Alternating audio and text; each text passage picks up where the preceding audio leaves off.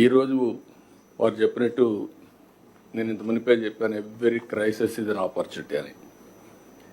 వచ్చిన 6 నెలల నుంచి ఎక్కడికక్కడ ఏ విధంగా పోవాలనో అటు డిప్యూటీ సీఎం కానీ, నేను కానీ, మంత్రులు కానీ అందరం వర్కౌట్ చేస్తున్నాం.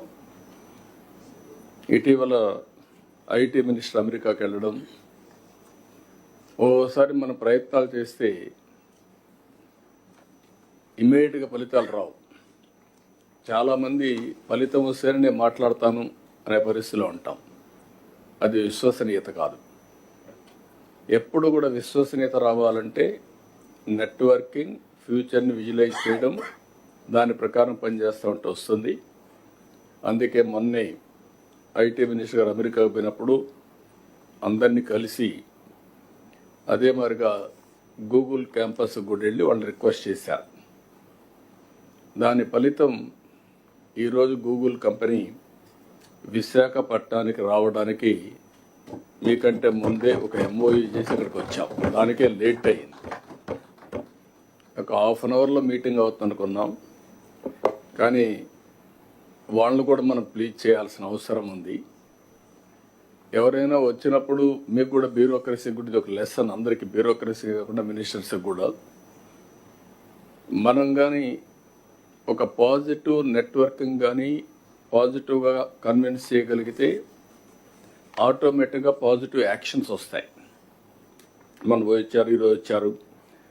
ఈరోజు నేను ఎప్పుడు మాట్లాడుతున్నాను, ఒకప్పుడు ఐటీ మాట్లాడాను, ఆ తర్వాత ఆర్టిఫిషియల్ ఇంటెలిజెన్స్ మాట్లాడుతున్నాం, ఇప్పుడు డీప్ టెక్ని గురించి మాట్లాడుతున్నాం.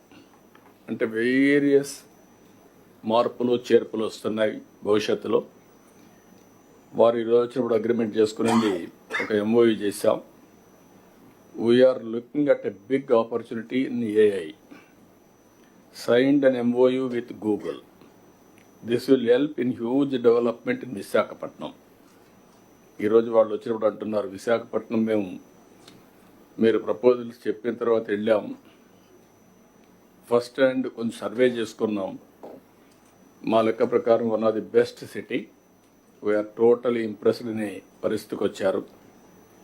ఇప్పుడు బిగ్ ఫర్మ్స్ లైక్ గూగుల్ కానీ ఇక్కడికి వస్తే, విశాఖపట్నానికి వస్తే స్ట్రాటజిక్ ఇన్వెస్ట్మెంట్లో that is a game changer.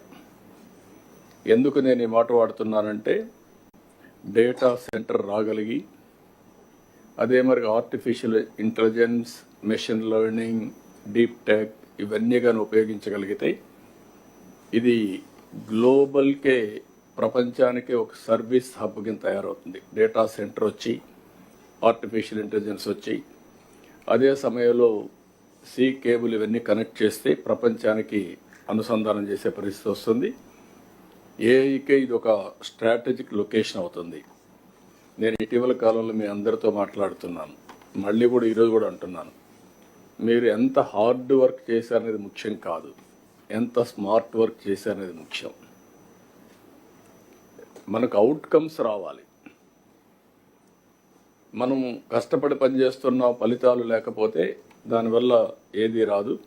అందుకే నేను కూడా రాష్ట్రాన్ని ఒక నాలెడ్జ్ సొసైటీగా తయారు చేయాలని. Knowledge economy is different, knowledge society is different. రేపు రాబోయే రోజుల్లో ప్రజలు కూడా హార్డ్ వర్క్ చేయడం కాకుండా స్మార్ట్ వర్క్ చేసే పరిస్థితి రావాలనుకుంటున్నాం. దానికి కావాల్సిన